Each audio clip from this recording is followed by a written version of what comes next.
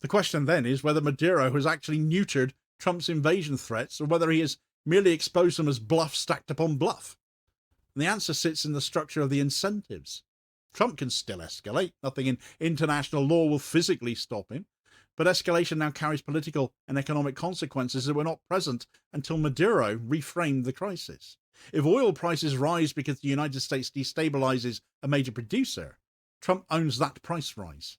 If markets wobble because traders look at the Caribbean and see risk rather than routine, Trump owns the wobble. If Latin American governments condemn US action and force Washington into diplomatic isolation in its own hemisphere, then Trump owns that humiliation too. And if Russia and China take advantage of the crisis to advance their own interests, well, Trump owns that geopolitical own gold as well. At which point the question is no longer whether Trump is willing to wage war, but whether he's willing to pay the price of it. The point here is not that Maduro is powerful enough to stop the United States, but that he has used the tools available to him to change the strategic environment.